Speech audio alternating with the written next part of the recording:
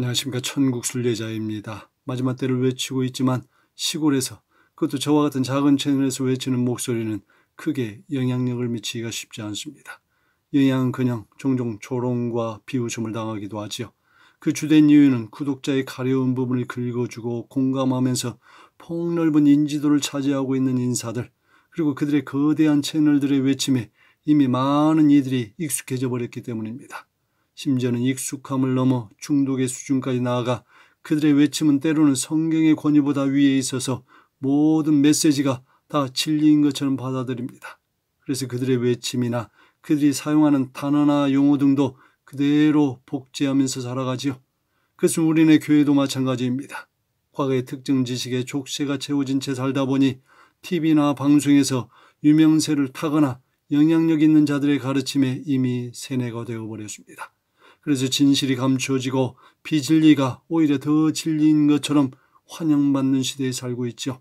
그런데 이러한 현상이 작금의 우리들 세상에서도 그대로 나타나고 있습니다. 지난번 코로나와 전쟁, 그리고 작금의 정치계에서 들려오는 소식들은 세상을 혼란스럽게 하고 있고 사람들의 사리 분별을 헷갈리게 하고 있습니다. 지난 11월 미국 대선에서도 비주류 언론에서는 트럼프 지지율이 압도적이었습니다. 그럼에도 불구하고 국내의 주류 언론들의 보도와 사람들의 반응이 해리스의 우세를 점쳤죠. 이것을 보면서 저는 속으로 실소를 머금었습니다. 기자들이, 그리고 사람들이 세상 돌아가는 것을 너무나 모른다는 것입니다. 사실 비주류 언론들, 그리고 음지에서 사실에 가까운 정보를 가지고 활동하는 이들의 소식에 눈을 감고 있으니 제대로 볼 수가 없는 것이겠죠. 그런데 마지막 시대의 끝자락에서 이처럼 분별력이 흐려져 잘못된 선택을 하는 현상은 갈수록 더해질 것입니다. 그것은 각자의 선택과 그들의 행동에 따라 알곡과 쭉정이는 구별되어야 하고 대려감과 남겨짐의 구분 역시 더욱 확실해져야 하기 때문이죠. 2024년 12월 현재 대한민국의 상황은 어떠합니까? 지난 월요일자 인터넷 뉴스 기사를 보니 가관이 아닙니다.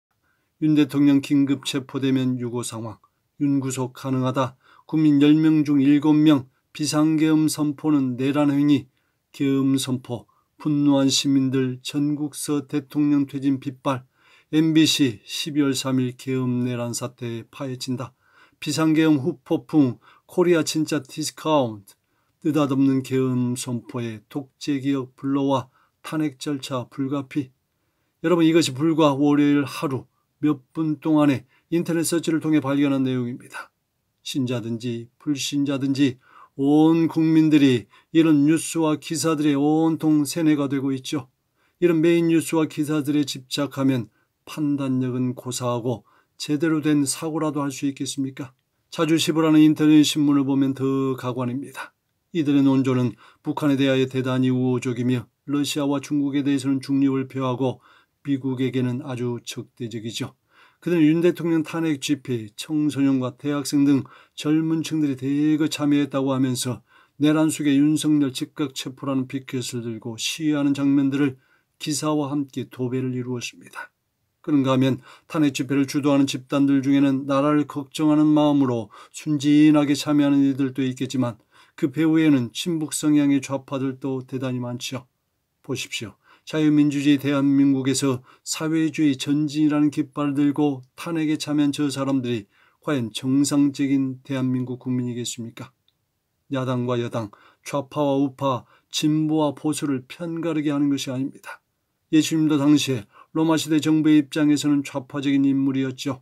그럼에도 불구하고 우리 예수님은 바리새인들과의 세금 논쟁에서 가이사의 것은 가이사에게, 하나님의 것은 하나님께 바치라고 하시면서 당대의 정부를 존중해 주셨습니다. 그러나 시대가 흘러가면서 이 좌파와 우파의 개념은 공산주의냐 민주주의냐의 개념까지 변질되고 발전되었습니다. 그러면 현 시대의 좌파와 우파의 개념은 예수님 당시의 개념에는 적용할 수도 없고 적용할 필요도 없는 것이지요. 여러분 기억하십니까? 올 봄에 총선 결과가 있었을 때 처음으로 정치 관련 이야기 영상을 전했었는데요. 그때 영상의 제목에서도 나타나는 것처럼 저는 북한의 우호적인 다수당이 된 야당의 행보로 인하여 대한민국의 미래는 밝지 않을 것이라고 전망했었습니다. 이번 윤 대통령 계엄의 본질도 메인 뉴스나 기사에 몰입하여 본질을 왜곡하고 그 왜곡된 것을 알지 못하거나 무시한 이들은 계엄 사태, 그 자체의 의미를 둡니다. 그러면서 목소리를 높이고 군중 심리에 이끌려 진실이 무엇인지 알지 못한 채 다양한 급진적인 행동을 하고 있죠. 그러나 이번 윤 대통령 계엄의 본질은 특정 세력의 선동과 다수당의 폭정 및 그로 인한 수십 차례 거부된 정부 인사권의 무기력화로 인한 국정 운영의 마비, 주요 예산은 무차별 감액, 무엇보다 지난 4월 사전투표에서 발생한 부정선거 관련한 내용이 핵심을 이루고 있습니다. 물론 윤 대통령도 가정적으로 그리고 국가 운영의 측면에서 약점이 적지 않은 인물입니다. 비록 대통령이 되어 현재는 우파 성향의 인사가 되었지만 그분 역시 한동훈 대표와 함께 박근혜 전 대통령을 탄핵한 좌파 성향의 인물이었습니다. 그런데 제가 정치적 관점이 아닌 목회자로서 그리고 마지막 때를 외치는 자로서 시대적인 관점에서 보면 아직은 대한민국에 우리 주님께서 시간을 주고 계십니다. 그러므로 보수 진영에서 우파를 대표하고 있는 윤 대통령은 주님의 큰 그림에서는 잠깐의 임기 기간에 쓰임받는 존재로서 기도가 필요한 대상이라는 점입니다. 코로나 때의 경험처럼 급진적이고 기독교에 대하여 다소 적대적인 좌파 정권 아래에서는 예배나 모임과 전도의 자유 등이 박탈당하기가 대단히 쉽지요. 그러므로 윤 대통령의 위치는 현 보수 진영의 리더로서 자유민주주의 기틀을 보존할 사명이 있으며 그 기틀 안에서 우리 믿음의 백성들은 이 땅의 마지막 택함받은 천국 백성들의 구원을 위하여 최선을 다해야 하는 사명을 갖고 있는 것입니다. 이렇게 나라가 시끄럽다 보니 국내의 한국 전쟁에 대한 꿈이나 예언 그리고 그러한 전쟁 외침에 혹하는 신자들이 적지 않습니다. 마지막 때의 끝자락에서 오매불망하며 주님 오심을 사모하는 이들 중에도 이런 반응을 하는 이들이 적지 않죠. 모든 일에는 때가 있습니다.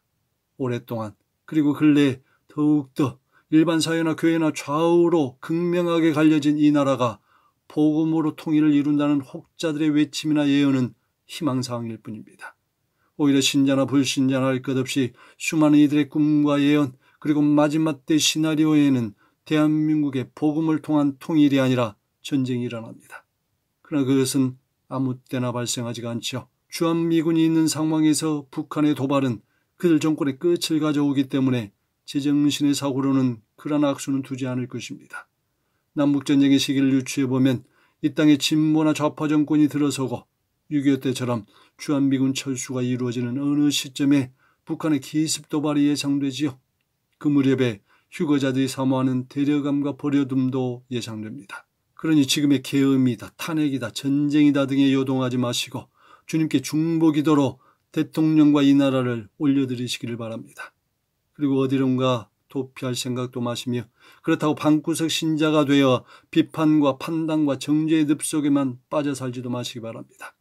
오히려 말씀과 기도와 성령 안에서의 거룩함을 이루며 주어진 삶과 사역의 현장에서 전심으로 하나님을 사랑하고 가족과 이웃 중에 한 생명이라도 구원하고 회복하는 일에 힘쓰시기를 바랍니다. 때가 되면 준비를 위한 그날의 비밀들도 더 활짝 열리고 계시될 것입니다.